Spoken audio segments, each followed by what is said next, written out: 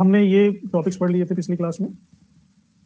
भारत के सामने क्या चुनौतियां हैं, सांप्रदायिक दंगों पर नियंत्रण, रियासतों का एकीकरण और विलय, भारतीय राज्यों का पुनर्गठन, शरणार्थियों का पुनर्वास, भारत पाक सीमा निर्धारण, सैन्य साजो सामान और सैनिकों का विभाजन, नागरिक प्रशासन और संसाधनों का विभाजन। Yes, yes, she is good in communication and all. She's intelligent than more intelligent than me. आज हम ये पढ़ेंगे सिंधु नदी जल विवाद, भाषा संबंधी समस्या, जनजातीय समस्या, क्षेत्रीय और राष्ट्रीय राजनीतिक दल, भारत में आम चुनाव, आर्थिक विकास, विज्ञान एवं प्रौद्योगिकी का विकास, भारत की विदेश नीति। ठीक है, तो सबसे पहले सांप्रदायिक दंगों पर नियंत्रण किस तरह से हुआ, ये तो हम पढ़ चुके हैं पिछली क्लास। ये कौन है, इनसे परिचित हैं आप लोग?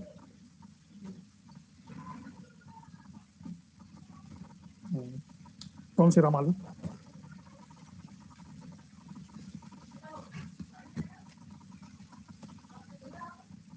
Okay Anita, good. आगे बढ़ो, भी बहुत सारी इंटरेस्टिंग बातें आपने बताई।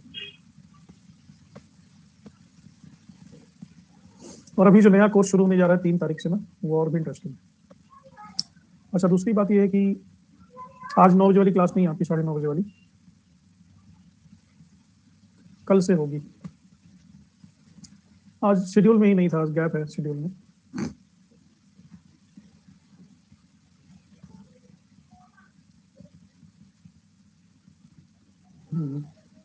बोरिंग नहीं होता कुछ भी, उसको इंटरेस्टिंग, टीचर का काम है बोरिंग को इंटरेस्टिंग बनाना। अगर टीचर ऐसा नहीं कर पाता तो वो टीचर नहीं है। सिंधु जल विवाद,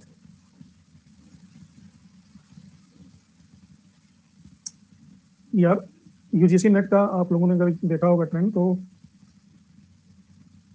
आपको इतना पता ही होना चाहिए कि जिस चीज को आप अनइम्पोर्टेंट समझ के छोड़ देते हो, क्वेश्चन उसी में से आता है। ये ज्ञान है किसी को?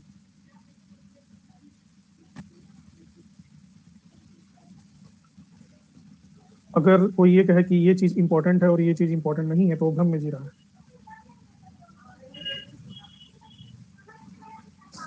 ऐसे कोई नहीं बता सकता ये इंपॉर्टेंट है, इंपॉर्टेंट है, ऐसा कैसे हो सकता है? This is not possible. जो मैंने पढ़ाया है सारा इंपॉर्टेंट है, और अगर इंपॉर्टेंट नहीं होता तो मैं पढ़ाता क्यों? तो छोड़ देता। इंडस वाटर डिस्प्यूट,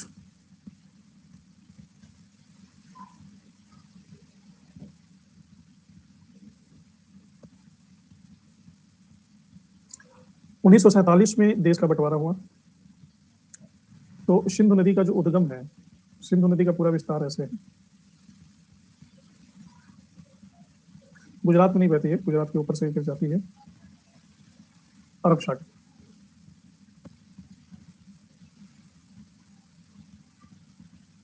और सिंधु के साथ साक इसकी सहायक नदियां हैं, 6 सहायक नदियां हैं। इसी वजह से इस पूरे इलाके को कहा जाता है सप्त सिंधु। पंजाब का पुराना नाम सप्त सिंधु प्रदेश था। बाद में 2 नदियां चली गई अफगानिस्तान में, तो इसका नाम हो गया पंजाब। पंजाब का मतलब होता है 5 नदियों का प्रदेश। पानी देना।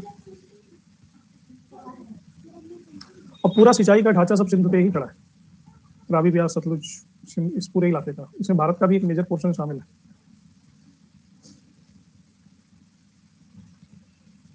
तो पाकिस्तान ने जब हमला किया 1 अप्रैल 1948 को,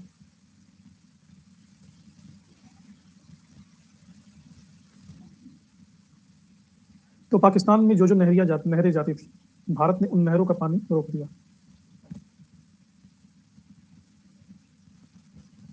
पाकिस्तान में हाहाकार मच गया। 4 मई 1948 को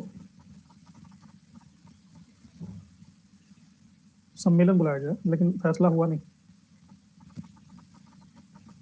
फिर 19 सितंबर 1960 को वर्ल्ड बैंक का प्रेसिडेंट है यूजीन आर ब्लैक,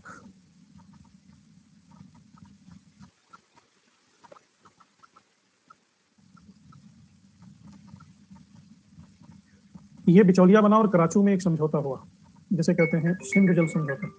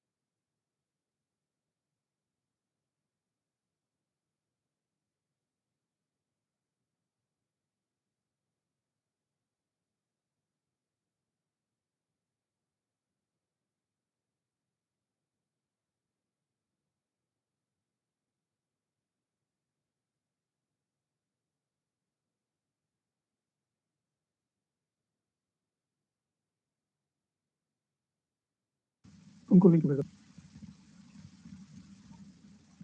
और इसे कहते हैं सिंधु जल समझौता। तो भारत से इस सिंधु जल समझौते पे नेहरू जी ने साइन किया, और पाकिस्तान का फील्ड मार्शल था अयूब खां, इसने साइन किया। अब सिंधु जल समझौते में क्या टेनेंट्स थे इसके? पहला तो ये था कि जो नदियां भारत में हैं, जैसे सतलज, ब्यास, रावी, इन नदियों पर भारत का अधिकार रहेगा, क्योंकि भारत में बहती हैं। लेकिन जो नदियां पाकिस्तान में हैं, सिंधु, झेलम और चिनाब,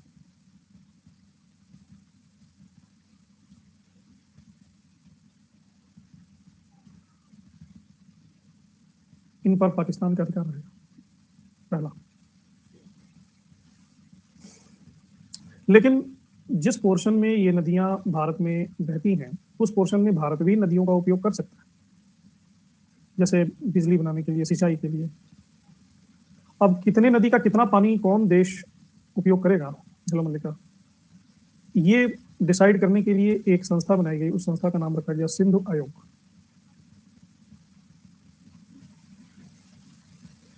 सिंधु आयोग मतलब सतलज नदी पे मान लो काम करता है। सतलज नदी कुछ पाकिस्तान में भी बहती है, कुछ भारत में भी बहती है। तो अगर किसी देश को कोई डिस्प्यूट होगा, तो वो डिस्प्यूट सुलझाएगा सिंधु आयोग, इसलिए इसको बनाया गया। तो पूरे के पूरे सिंधु जल तंत्र से इस प्रकार भारत को मात्र 20% ही पानी मिला,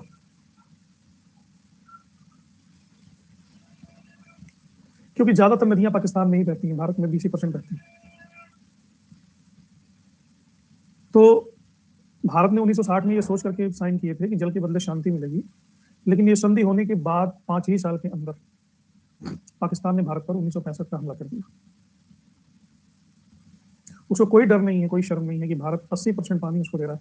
चाहे तो यहाँ से ब्लॉक कर दे, तो वहां पर सिंचाई के लिए लोग तरस जाएंगे, भूखों मर जाएंगे, प्रोडक्शन खत्म हो जाएगा। लेकिन यह जानते हुए भी कि भारत ऐसा कर सकता है, भारत के हाथ में है, अत्याचार सहने के बावजूद भारत ने ऐसा स्टेप नहीं उठाया, और इधर ये हमले पे हमला करता रहा है। 1965 का हमला, 1971 का हमला, 1999 का कारगिल युद्ध।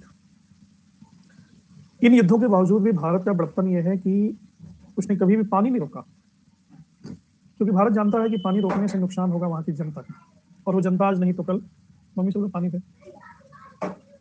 आज नहीं तो कल भारत की जनता थी। एक पागल वकील के चक्कर में वो पाकिस्तान में चली गई। तो किसान हैं जिनको राजनीति से कोई लेना देना नहीं, उनका नुकसान होगा। राजनीतिज्ञ तो फिर से, जैसे नवाज शरीफ भाग के लंदन में बैठा, अभी मुशर्रफ लंदन में बैठा, ये तो भाग जाएंगे लंदन, इनको कोई फर्क नहीं पड़ता। ये प्रधानमंत्री बनते हैं, खूब लूट लेते हैं, फिर विदेश भाग जाते हैं।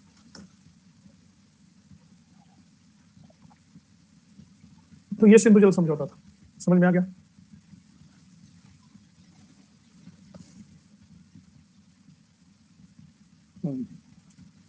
दूसरा है भाषा संबंधी समझौता।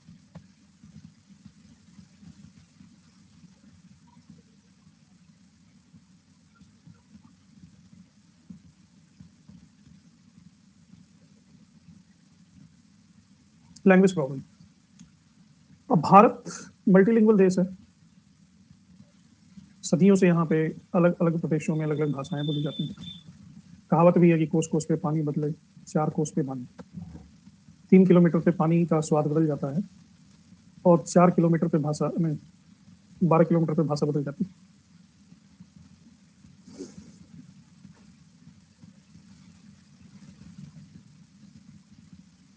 नहीं, भारत को बाहर जाने की जरूरत नहीं पड़ेगी।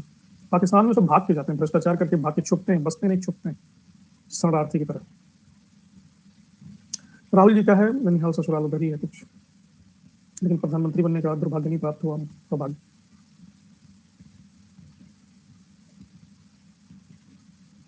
अब तो कोई नहीं पूछ रहा, तो पार्टी खत्म हो गई।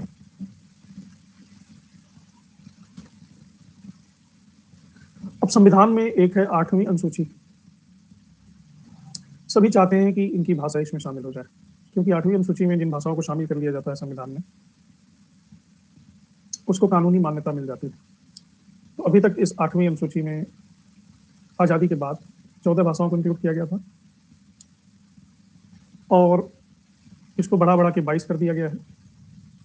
और गृह मंत्रालय के पास 38 और मामला विचाराधीन है। 38 भाषाएं लाइन में लगी हुई हैं कि हमको भी मान्यता दिया जाए, ये विचाराधीन है। अब भारत को 2 समस्या आ गई, क्योंकि मल्टीलिंगुअल है। दूसरा, चूंकि भारत एक संघीय देश है, संघ है पूरा, मतलब कश्मीर से लेकर के कन्याकुमारी तक, कटक से लेकर के कटक तक भारत एक राज्य है। तो जो सरकार की भाषा होगी वो अगर डिफरेंट होगी तो काम करने में बड़ी दिक्कत होगी। भोजपुरी है, अंगिका है, क्या भाषा है, मैथिली है, अवधी है। तो गवर्नमेंट का ही प्रयास रहा है कि एक भाषा होनी चाहिए काम करने के लिए। लेकिन जो राज्यों का गठन हुआ है वो भाषा के आधार पर हो गया। संविधान सभा ने अपने दूसरे ही बैठक में डिसीजन ले लिया था कि भारत के काम करने की भाषा होगी हिंदुस्तानी। हिंदुस्तानी भाषा हिंदी नहीं होती, हिंदुस्तानी भाषा होती है मिक्सचर, जिसमें उर्दू के भी शब्द शामिल है, हिंदी के भी शामिल है, कुछ इंग्लिश के भी शामिल है, जो सामान्य बोलचाल की भाषा होगी। या तो हिंदुस्तानी होगी या तो अंग्रेजी होगी, दोनों में कोई एक होगी।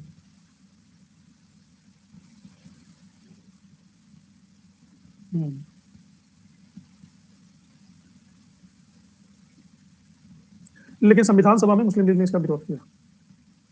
12 सितंबर से लेकर 14 सितंबर तक संविधान सभा में भाषा के निर्णय पर ही मीटिंग पे मीटिंग हुआ, 1949 तक। फाइनली 14 दिसंबर 14 सितंबर 1949 को यह डिसीजन लिया गया कि भारत की राजभाषा होगी हिंदी और लिपि होगी देवनागरी, जिस भाषा में मैं लिख रहा हूँ, जिस लिपि में, ये देवनागरी। और अंक होंगे अंतरराष्ट्रीय अंक, 1 2 3 4 नहीं होंगे, ये अंक नहीं होंगे, अंतरराष्ट्रीय, ये वाला। 14 सितंबर मध्य प्रदेश दिवस नहीं है, 14 सितंबर शिक्षक दिवस भी है ना।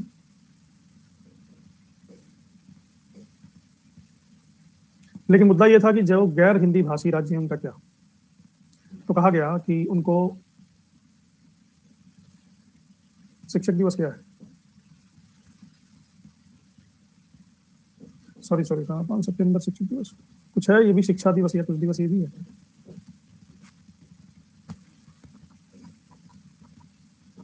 तो 1965 तक मोहलत दिया गया कि जो गैर हिंदी भाषी प्रदेश हैं उनको हिंदी सिखा दिया जाए। 1965 तक, तब तक इंग्लिश को ही भाषा के रूप में चलने दिया जाए,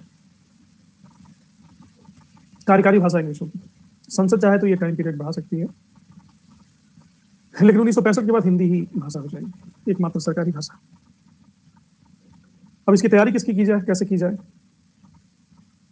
इसके लिए 7 जून 1955 के को एक आयोग, भाषा आयोग बनाया गया।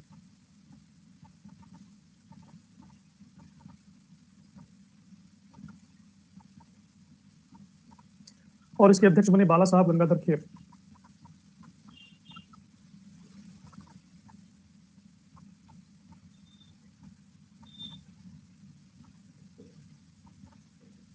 प्रथम भाषा आयोग था ये। इन्होंने बहुत स्टडी करके ये सुझाव दिया कि सरकारी भाषाओं में ज्यादा से ज्यादा हिंदी का प्रयोग शुरू कर दिया जाए अभी से। हालांकि इस आयोग में 2 लोग और थे। पूछ रही हो कि बता रही हो भैया? एक बंगाल में हिंदी प्रचारी सभा के प्रभारी थे, प्रोफेसर सुनीत कुमार चटर्जी। अच्छा।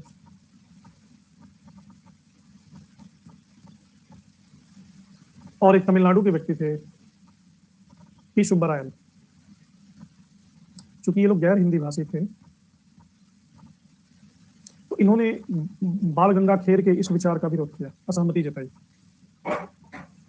और कहा कि गैर हिंदी भाषी सदस्यों पर आप पक्षपात कर रहे हैं। और इन्होंने कहा कि अंग्रेजी जैसे चल रही है वैसे चलने दो, हिंदी को मारो गोली। इनके इसी विरोध से इन दोनों के एक आंदोलन शुरू हो गया पूरे देश स्तर पर, क्योंकि ये न्यूज बन गया। और जो गैर हिंदी भाषी राज्य थे, भारत में बहुत सारे गैर हिंदी भाषी राज्य जहाँ पे हिंदी नहीं बोली जाती। सबसे पहले तो ये बंगाल है, पंजाब है, गुजरात है, आंध्र प्रदेश, तमिलनाडु, केरला, महाराष्ट्र। यहाँ हिंदी नहीं बोली जाती। कश्मीर के भी बड़े हिस्से में हिंदी नहीं बोली जाती। ये जो 7 सिस्टर्स हैं, यहाँ भी हिंदी नहीं बोली जाती। सिक्किम में नहीं बोली जाती, गोवा में बोली जाती। हिंदी फिर बोली कहाँ जाती है? यूपी, बिहार, छत्तीसगढ़, झारखंड, मध्य प्रदेश, राजस्थान, हिमाचल प्रदेश, हरियाणा, इन इलाकों में हिंदी बोली जाती है। और ये इलाका कुल 30% से भी ज्यादा नहीं भारतीय भूभाग। तो बाकी 70% लोगों ने बगावत का बिगुल बजा दिया और कहा कि अंग्रेजी को राज्य भाषा घोषित करो।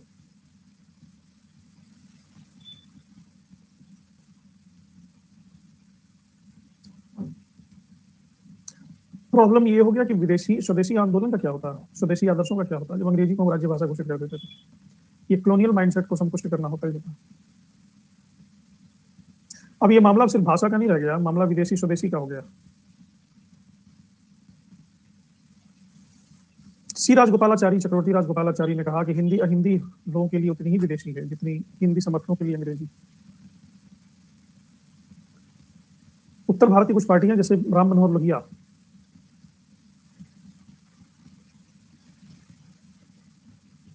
की पार्टी थी, सोशलिस्ट पार्टी, और जो भी भारतीय जनता पार्टी है 1960 में, उसका नाम था पहले जनसंघ। ये लोग भी आंदोलन कर रहे थे कि हिंदी को राजभाषा बनाया जाए 1960 में। 1965 तक आते आते गैर हिंदी भाषा में आंदोलन, गैर हिंदी राज्यों में आंदोलन बहुत तेज पकड़ लिया। 1965 में डीएमके ने तमिलनाडु में द्रविड़ मुनेत्र कड़गम ने सम्मेलन बुला लिया, हिंदी विरोधी सम्मेलन। 26 जनवरी 1965 से डिसाइड हुआ था कि हिंदी को भारतीय राजभाषा बनाएंगे। उसी दिन काला दिवस के रूप में मनाया गया और नारा दिया गया, हिंदी नेवर, इंग्लिश एवर।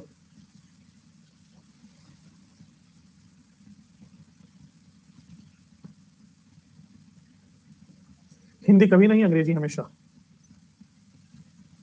आश्चर्य की बात यह हो गई कि बहुत सारे तमिल युवकों ने खुद पे मिट्टी का तेल डाल के आग लगा दिया।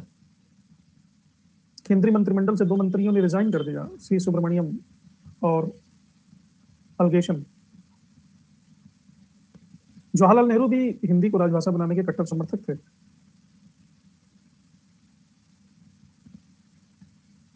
उन्हीं के इन्हें दौरान, मतलब 1 साल पहले ही, लगभग 27 मई 1964 को उनकी डेथ हो गई। लाल बहादुर शास्त्री प्रधानमंत्री बने। इंदिरा गांधी इनके कैबिनेट में मिनिस्टर थी। वो साउथ इंडिया पहुंच गई हिंदी आंदोलन को सपोर्ट करने के लिए। पूरा पॉलिटिक्स हो गया।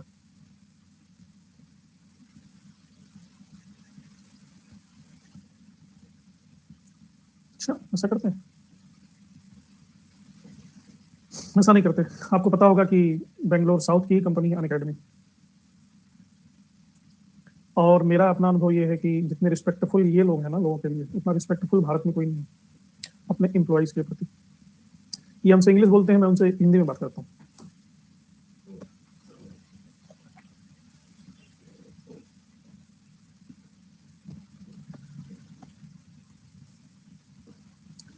खैर, आने वाले दिनों में चुनाव हुआ 1967 में।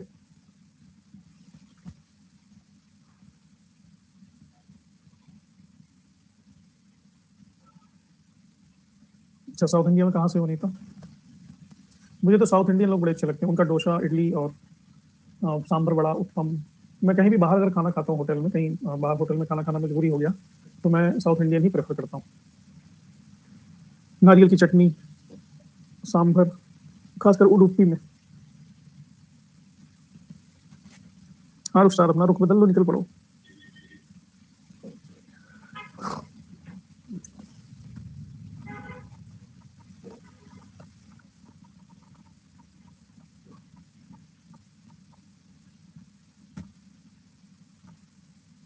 दिल का रास्ता पेट से ही होकर के जाता है। अगर खाना खाना पसंद है तो लोग भी पसंद होंगे।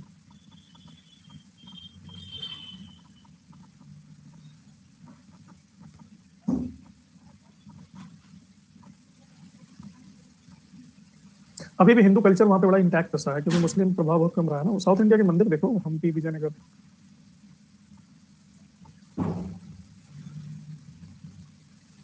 मैंने भी अपनी वाइफ को कह रखा है कि मेन्यू में साउथ इंडियन डिश को ही ज्यादा रखो, तो ब्रेकफास्ट हम साउथ इंडियन ही करते हैं, नॉर्थ इंडियन कम ही करते हैं। पंजाब का जो इतना मोटा मोटा पराठा होता है ना, मुझे बिल्कुल नहीं पसंद है। इतना वो कैलोरी होती है उसमें कि मेरा मध्य प्रदेश इतना जिम करने के बावजूद भी विकसित ही है अभी तक, अविकसित होने का नाम नहीं लेता। बाद में मैंने सितारों उतारों में देखा तो पता चला कि एक व्यक्ति मध्य प्रदेश का ही है जो क्लास में आता है। जब तक वो क्लास में आएगा तब तक विकसित ही रहेगा।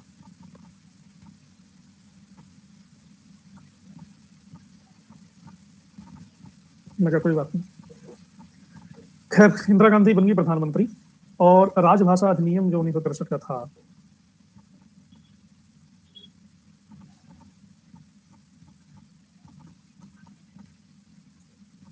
हम्म,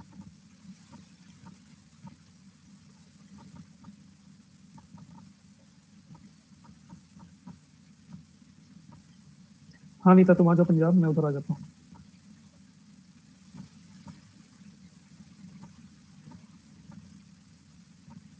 नहीं, गाँव नहीं है। फोटो में उतना ही मध्य प्रदेश है, उससे ज्यादा मध्य प्रदेश नहीं है मेरा। इतना भी विकसित नहीं है जैसे कपिल शर्मा में हुआ था कि कुछ शर्मा, वैसा नहीं है। चलो, कम टू द पॉइंट। तो राजभाषा अधिनियम आया था 1963 में।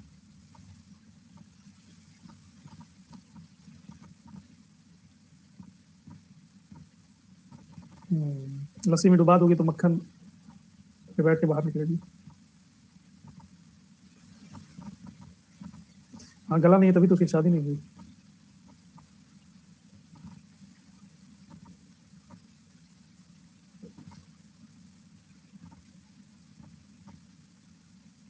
जोड़ी कहाँ देख ली है उसमें, तुम अकेला।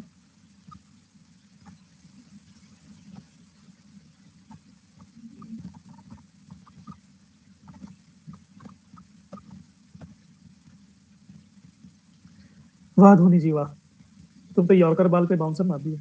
नहीं, बाउंड्री पार कर दी। अच्छा, फेसबुक, चलो।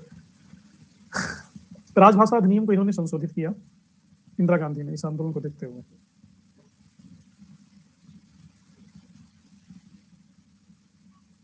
फेसबुक पे अच्छे पिक डालने का ये पीछे रीजन था कि मैं घर से बाहर ही हमेशा रहा हूँ, तो मुझे अपने लोगों को उनका स्टेटस जानने के लिए फेसबुक पे टाइम बिताना पसंद था, क्योंकि अपने तो अपने होते हैं, बाकी तो सपने होते हैं। तो Facebook was a good medium, इसलिए उसमें मैं ज़्यादा एक्टिव हो गया।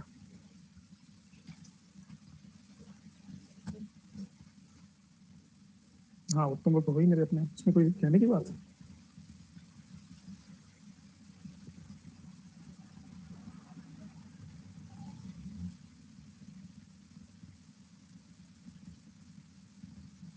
इंदिरा गांधी ने संशोधन करके इंग्लिश को अनिश्चित काल के लिए प्रयोग करने की अनुमति दे दी। अनिश्चितकाल 1965 का कैप हटा दिया। भाषाई आधार पर इंदिरा गांधी ने कहा जब राज्य बन सकते हैं तो किसी एक भाषा को प्रोपोगेट हम कैसे कर सकते हैं। सुहानी मेरा एक क्लॉज है कि उस पर आपका असली प्रोफाइल पिक होना चाहिए।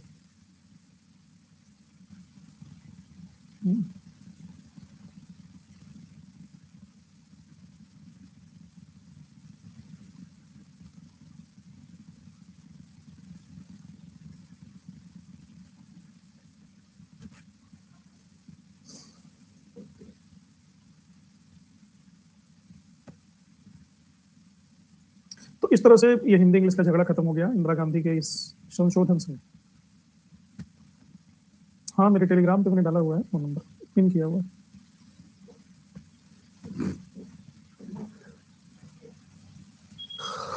दूसरी समस्या है जनजातीय समस्या, ट्राइब प्रॉब्लम।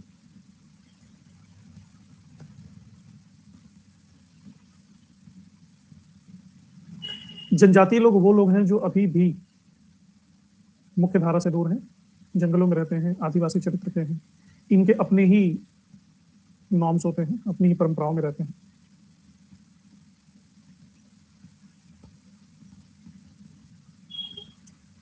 रूढ़िवादी होते हैं।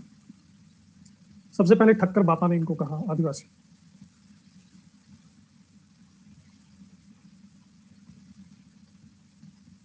गांधी जी ने ट्राइबल लोगों को कहा गिरिजन।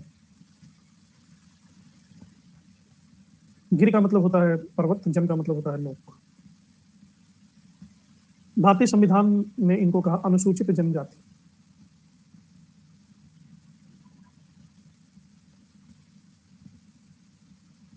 वो ट्राइबल लोग जिनकी सूची बनी हुई है, लिस्ट बनी, इनलिस्टेड शेड्यूल्ड ट्राइब।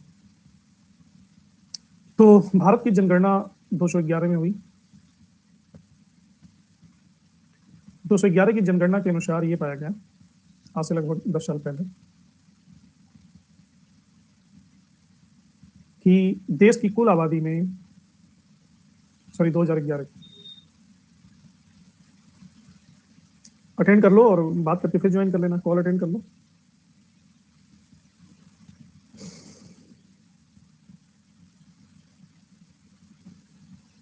जो क्वेश्चन पूछेंगे जवाब दे देना, सर क्या डरना है। 2011 की जनगणना के अनुसार देश की कुल आबादी में अनुसूचित जनजातियों की संख्या है 8.61%, यानी 105 मिलियन के आसपास। यानी 9% भी अगर माना जाए और भारत की आबादी 135 करोड़ माना जाए, उस समय तो 125 करोड़ के आसपास रही होगी, तो 125 का 9% हो गया 10 करोड़ के आसपास। 10 करोड़ लोग भारत में ऐसे हैं जो अभी भी जंगली जीवन जीते हैं, और ये भारत के 500 से अधिक डिस्ट्रिक्ट में है। इसके साथ साथ भारत के 15% भूभाग पर ये फैले हुए हैं। तो इतने ज्यादा इंपॉर्टेंट लोग।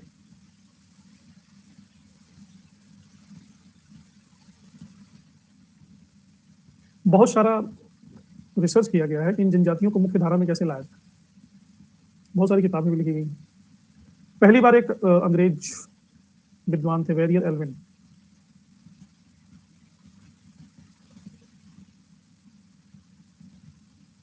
इन्होंने मध्य प्रदेश में एक जनजाति पाई जाती है वेंगा, उन पर इन्होंने एक किताब लिखी और उसमें कहा कि ऐसा करते हैं, एक आर्टिफिशियल राष्ट्रीय जंगल बनाया जाए, राष्ट्रीय उद्यान निर्मित किया जाए और सारे जनजातियों को वहां पे निवास दे दिया जाए। तो वो जंगल में भी रहेंगे और वहीं पे उनको एजुकेशन दिया जाएगा। तो जैसे वेंगा है, कुछ जनजाति और भी है मध्य प्रदेश में, उनको कहते हैं गोंड। 1941 में एक और किताब पब्लिश हुई है, लॉग ऑफ नर्व।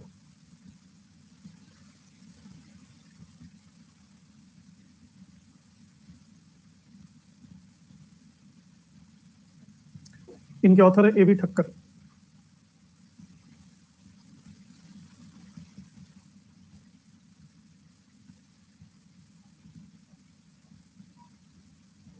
इन्होंने अनुसूचित समाज की प्रमुख समस्याओं में गरीबी, अशिक्षा, संचार संसाधनों का अभाव, स्वास्थ्य सुविधाओं का अभाव, त्रुटिपूर्ण प्रशासनिक व्यवस्था, नेतृत्व का अभाव, इन सबों को चिन्हित किया और इसके लिए इन्होंने संघर्ष भी किया।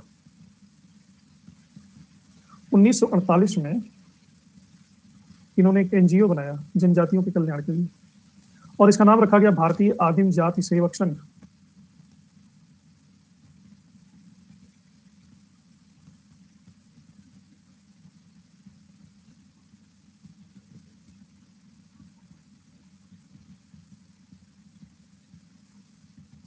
इसके सभापति बने डॉक्टर राजेंद्र प्रसाद।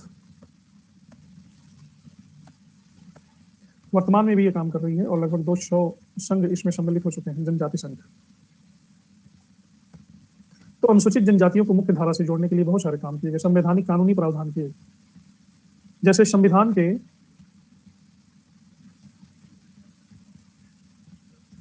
अनुच्छेद 15 में शैक्षणिक संस्थानों में आरक्षण का प्रावधान किया गया।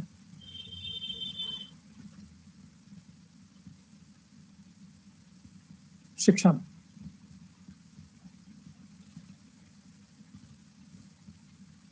संविधान के अनुच्छेद 16(4) में और 16(4) में 16(4) में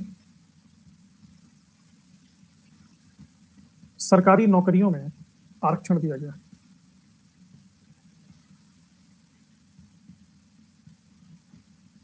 अनुच्छेद 46 में राज्य को कहा गया है कि अनुसूचित जनजातियों शिक्षा की वृद्धि करे, वो अनुसूचित जनजातियों की शिक्षा बढ़ाए और उनके हितों में काम करे। अनुच्छेद 243 घ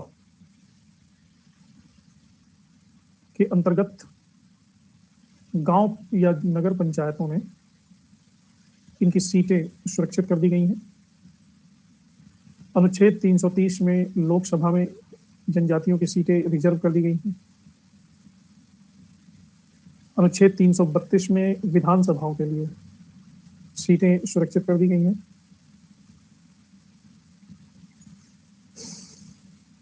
इसके अलावा 5वीं अनुसूची में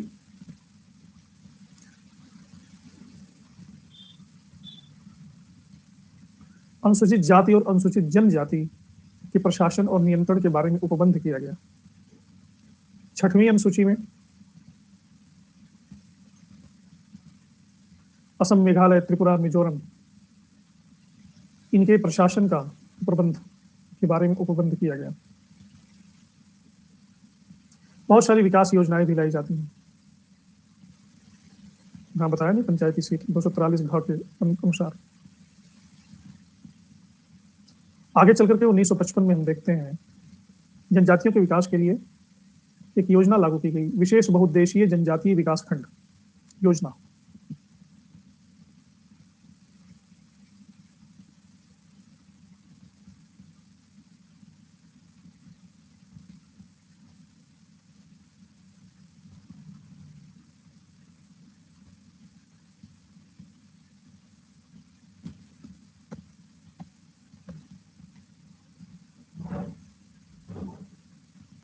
वो फटे खोल दी।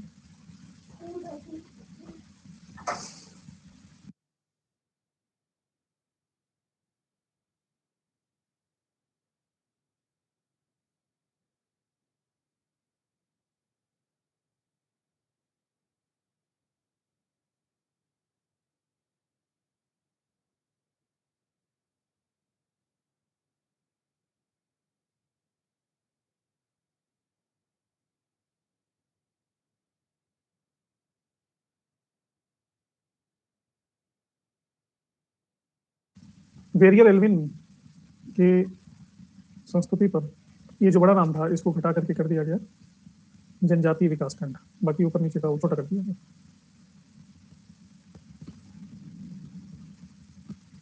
एक और आयोग गठित हुआ, उस आयोग को कहते हैं UN हेबर।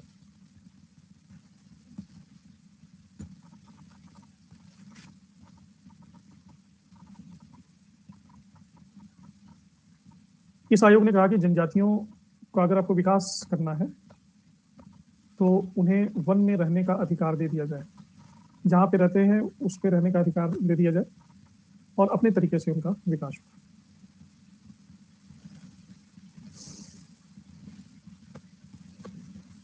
ये है मिस्टर ढेबर।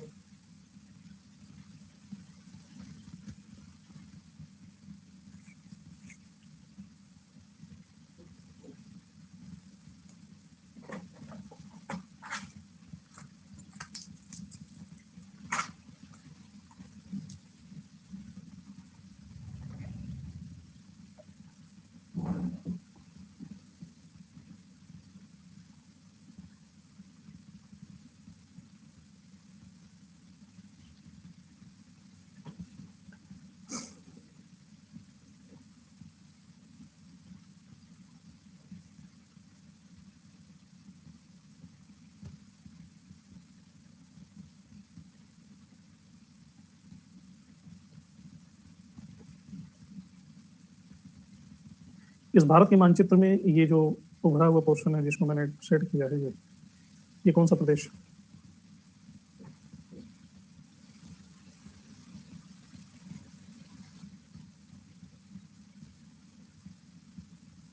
सिक्किम। सिक्किम भारत का एकमात्र ऐसा प्रदेश है जो कोई रियासत नहीं था, इसके बावजूद भी इसने भारतीय संघ में शामिल होने से इनकार कर दिया था 1947 में। और पंडित जवाहरलाल नेहरू ने इसको संरक्षित राज्य का दर्जा प्राप्त किया, संरक्षित राज्य का दर्जा दिया। मतलब सिक्किम के विदेशी मामले और सुरक्षा की जिम्मेदारी भारत की होगी, ऐसा कहा गया। 1955 में सिक्किम का केस चूंकि स्पेशल था, तो वहां पे एक संवैधानिक सरकार स्थापित करने की अनुमति दी गई और सिक्किम का लीडर था, उसका नाम था चोग्याल। लेकिन चोग्याल चूंकि नेपाल से ही जुड़ा हुआ था, तो चोग्याल काफी नेपालियों में, सिक्किम के लोगों में भी अलोकप्रिय था, पॉपुलर नहीं था। और नेपाली चाहते थे सिक्किम को अपने कब्जे में ले लेना। नेपालियों ने लगभग दंगा भी कराना शुरू कर दिया था। 1975 में सिक्किम का प्रधानमंत्री बना, उसका नाम था काजी। इसने रिक्वेस्ट किया भारतीय सेना से कि प्लीज हमें बचाइए, नहीं तो नेपाली हमारा वही हाल करेंगे जो पाकिस्तान ने कश्मीर पे किया है। और भारत की सेना सिक्किम में प्रवेश करती है 16 मई 1975 को, और इसको भारत का 22वां प्रांत बना दिया गया।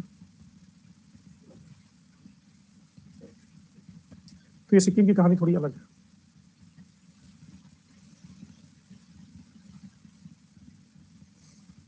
तो चूंकि जनजाति के बीच में आ गया, इसलिए मैंने बता दिया। मुख्य रूप से भी जनजातियों का प्रकरण चल ही रहा है।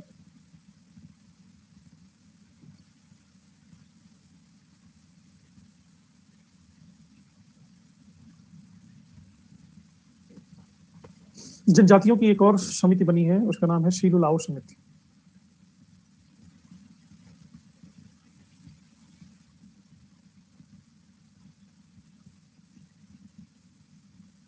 सीलू-लाओ समिति ने सिफारिश की 1975 में एक नई योजना की, उसका नाम रखा गया ट्राइब सब प्लान।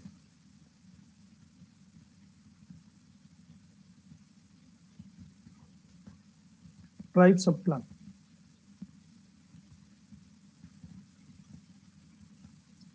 इसे कहा जाता है इंटीग्रेटेड ट्राइबल डेवलपमेंट प्रोग्राम,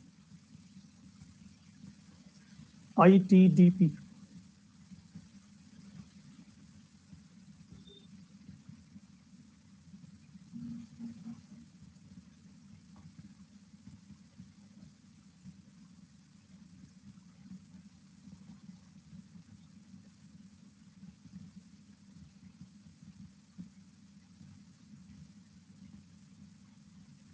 लेकिन इतने सारे गवर्नमेंट के प्रयासों के बावजूद भी अभी बहुत सारी संख्या है ट्राइबल्स लोगों की जिनको मुख्य धारा से नहीं जोड़ा जा चुका है।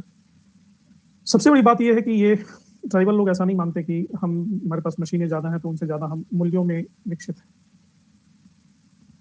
और वो खुद भी जोड़ना नहीं चाहते। और हम भी ये विश्वास के साथ नहीं कह सकते हैं कि हमारा सिस्टम उनसे बेहतर है, लेकिन सरकार अभी भी प्रयास कर रही है। तो ये जनजाति का एपिसोड था, समझ में आ गया सभी को?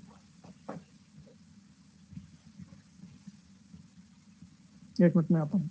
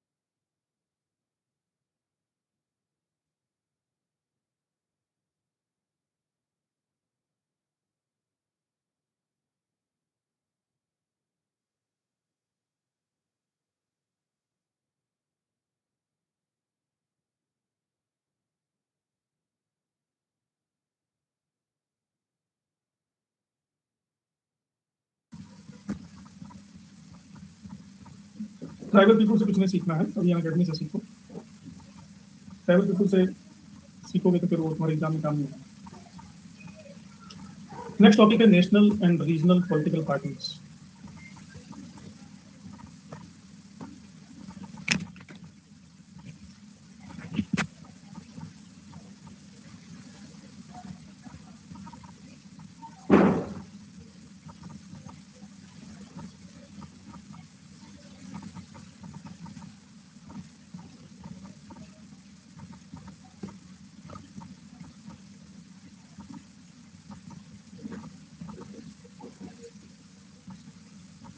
राजनीतिक दल ही चुनाव प्रक्रिया में भाग लेते हैं, लोकतंत्र बिना राजनीतिक दल के नहीं चल सकता है। तो भारत दुनिया का सबसे बड़ा लोकतांत्रिक गणराज्य है और भारत में वर्तमान में 1900 रजिस्टर्ड राजनीतिक दल हैं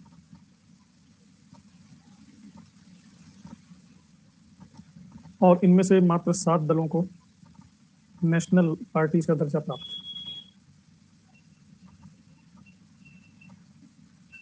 कौन कौन से 7 दल हैं? सबसे पहले जो सबसे पुरानी पार्टी बची है, इंडियन नेशनल कांग्रेस। इसके बारे में तो बताने की जरूरत है नहीं, इसका इतिहास तो हम पढ़ते हुए चले आ रहे हैं।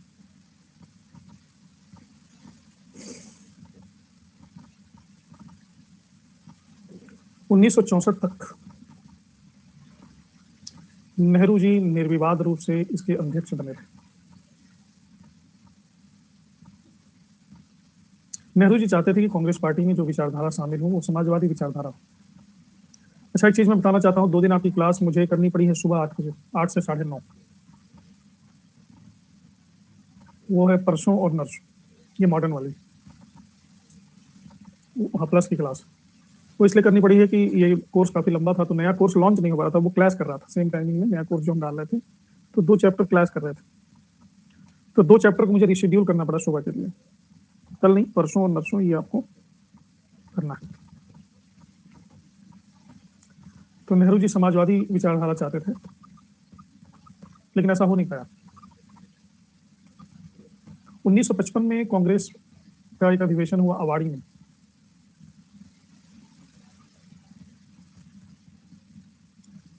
इसमें समाजवादी विचारधारा को स्वीकार कर लिया गया, समाजवादी समाज का आदर्श स्वीकार कर लिया गया।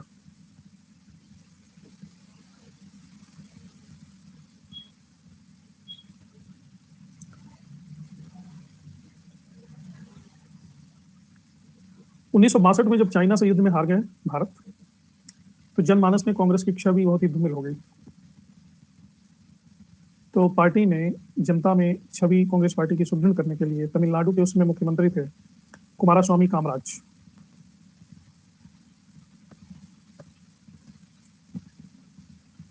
इन्होंने एक योजना प्रस्तुत की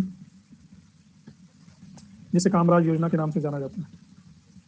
इस योजना में यह था कि कांग्रेस के सभी बड़े नेता अपने पद से स्वेच्छापूर्वक त्याग पत्र देते और पार्टी के लिए, संगठन के लिए काम करना शुरू कर दें और ये नेहरू ही निर्धारित करेंगे किसका त्यागपत्र स्वीकार करना है, किसका त्यागपत्र स्वीकार नहीं करना है। और 300 लोगों ने रिजाइन कर दिया अपने मंत्री पद से।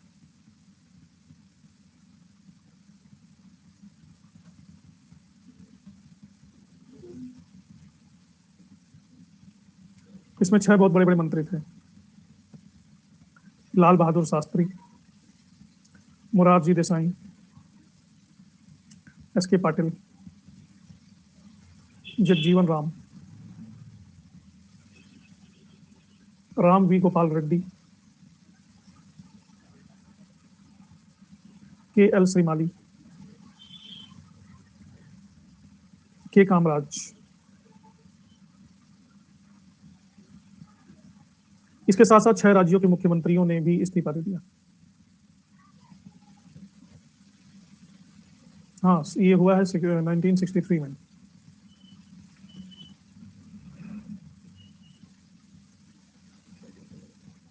लेकिन इसके पहले कि ये उद्देश्य पूरा हो पाता, 27 मई 1964 को जवाहरलाल नेहरू की डेथ हुई और इसी के साथ कामराज योजना अपना उद्देश्य प्राप्त नहीं कर पाई और ये फेल हो गई। तो ये थी कुछ पार्टियों के बारे में, खासकर कांग्रेस पार्टी। बाकी पार्टियों के बारे में भी बताता हूँ, एक मिनट।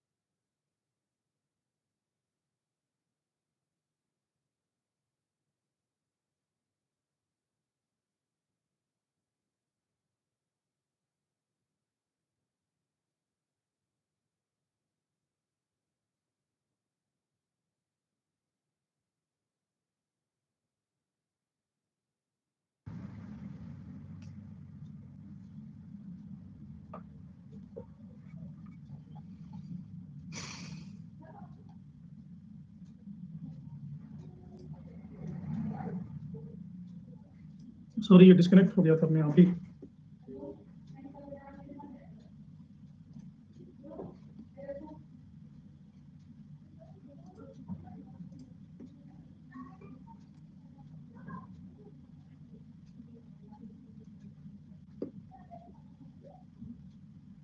हाँ जी, धोनी जी पूछो।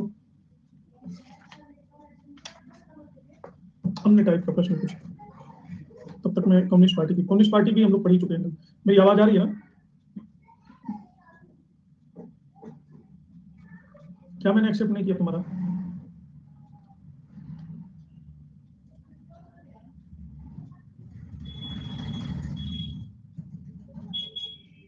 फेसबुक से मैं यूज हूँ, फेसबुक पे आओ।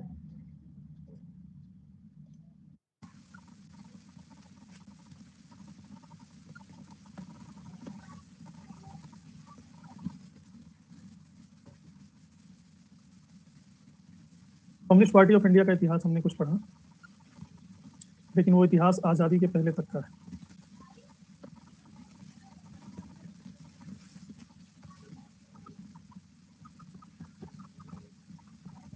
तुम किस नाम से हो उसपे? मैं उधर ज्यादा विजिट नहीं करता हूँ, उन गलियों में जाता हूँ हफ्ते में, महीने में एक बार। कामागाटा मारू, कामागाटा मारू को कनाडा ने भी नहीं एक्सेप्ट किया था, इंडिया ने भी नहीं किया था। मैं कैसे करूं?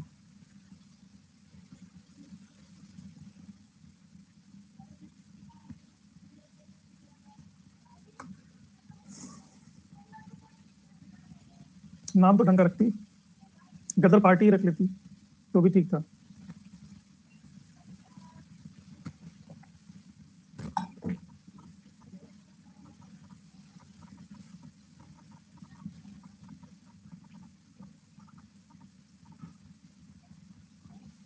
पता है मेरे पंजाब में लोगों ने इतना पराली जला रखा है कि सांस लेने में दिक्कत हो रही है, धुआं धुआं हुआ पड़ा है सारा बाहर, तबाह कर डाला है इन पापी किसानों ने।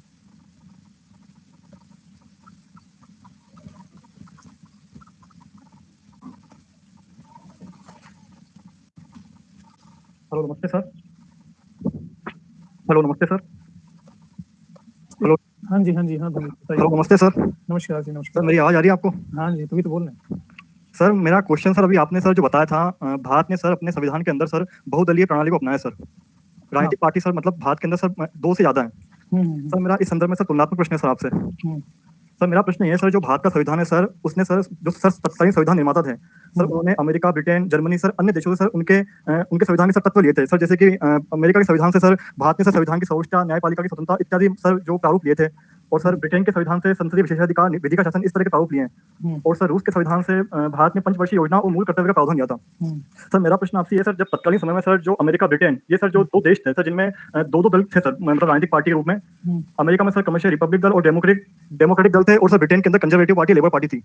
सर जब भारत में सर अपना संविधान बनाने की सर प्रक्रिया में था, और सर जो संविधान निर्माता मतलब सर लगे हुए थे सर, उनका सबका मस्तिष्क लगा हुआ था भारत के संविधान के निर्माण में, तो सर उन्होंने 1 या सर 2 दल से इतर सर जो बहुदलीय राजनीतिक पार्टी को सर अपने संविधान के अंदर स्थान दिया था, यानी कि 2 या 2 से ज्यादा पार्टियां देश के अंदर चुनाव लड़ सकती है। सर क्या ये उस समय के संविधान निर्माताओं की भारत के लिए मौलिकता को दर्शाता है, या सर उनकी सर ये दूरदर्शिता को दर्शाता है कि सर भविष्य के अंदर इतनी मुश्किल से सर जो इस देश को आजादी मिली है, कोई भी तबका या कोई भी सर वर्ग जो चाहता है कि राजनीति में उसकी भागीदारी हो, अंतिम जो मतलब लाइन में सर खड़ा हुआ व्यक्ति वो पीछे न रह जाए शासन करने से, या किसी भी तरह से राजनीतिक रूप से सर आगे आने में, ये दर्शाता है। एक सर क्वेश्चन मेरा और है सर, सर अगर देखा है ब्रिटेन और अमेरिका के संदर्भ में सर, इनमें लगभग 2 दल थे सर भारत की आजादी के समय।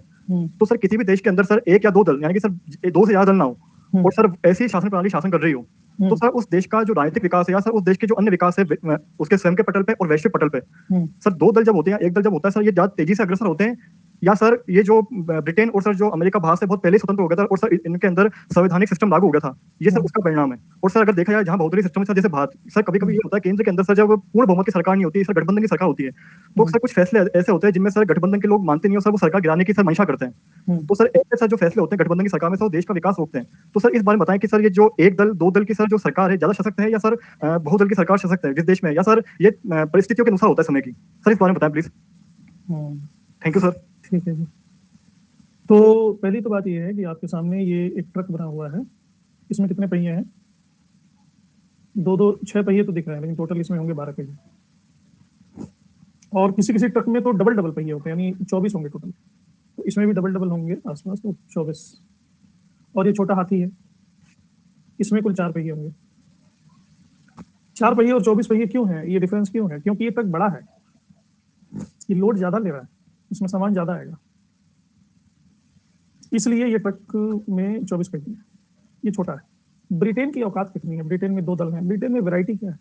भारत के पंजाब के 4 जिलों को मिला दोगे तो ब्रिटेन बन गया।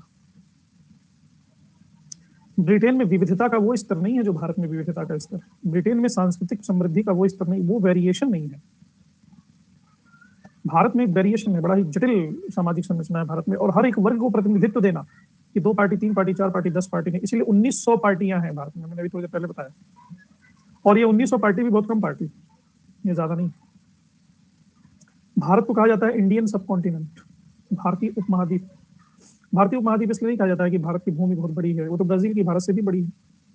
भारतीय उपमहाद्वीप इसलिए कहा जाता है कि विभिन्नता भारत में अकेले जितनी है, एक देश में जितनी विभिन्नता है वो एक महाद्वीप में होती है, इसलिए कहा जाता है। तो क्षेत्रफल वाइज ये छोटा है, लेकिन विभिन्नता की दृष्टि से, भाषागत विभिन्नता, सांस्कृतिक विभिन्नता, सभ्यता की भिन्नता, बोलचाल, रहन सहन, परिधान, और इस पर जिस भी चीज को ले लो, शैक्षणिक भिन्नता, धार्मिक भिन्नता, खान पान, रहन सहन, कल्चरल, सांस्कृतिक, संगीत, जो भी ले लो, हर चीज में ड्रास्टिक चेंज है। लोकतंत्र का मतलब होता है लोगों को रिप्रेजेंट करने वाली व्यवस्था, लोगों की प्रतिनिधि। तो लोगों की प्रतिनिधि वाली जो व्यवस्था होगी, जब लोग बहुत ज्यादा वेरिएशन में है, लोगों के अंदर विभिन्नता बहुत है, तो उनके प्रतिनिधि भी भिन्न होंगे। इसलिए मल्टी पार्टी सिस्टम को भारत में अपनाया गया। दो पार्टी से काम नहीं चलेगा। अरे दो धर्म नहीं है, दो पार्टी कहां से होगी? अब ब्रिटेन की आप बात कर रहे हैं, क्रिश्चियनिटी है, कोई दूसरा धर्म नहीं है।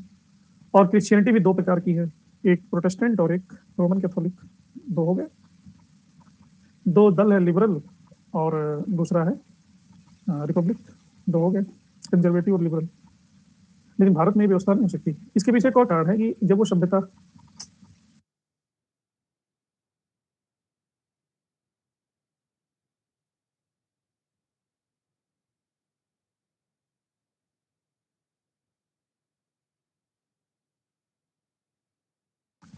हमारे धर्म को गिन नहीं सकता, 64 करोड़ तो देवी देवता है। तो आश्चर्य ये नहीं है कि इतने सारे दल कैसे हैं, आश्चर्य ये है कि भारत का संविधान फेल नहीं हुआ। भारत में लोकतांत्रिक पद्धति विफल नहीं हुई, जिसके विफल होने के 100% आसार थे।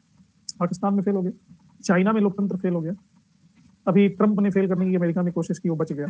ब्रिटेन में वो तानाशाही की तरफ जाते जाते जाते जाते बिस्टेक और वो सारा ड्रामा चल रहा वहां पे, उनको यूरोपियन यूनियन से बाहर अंदर करते रहते हैं।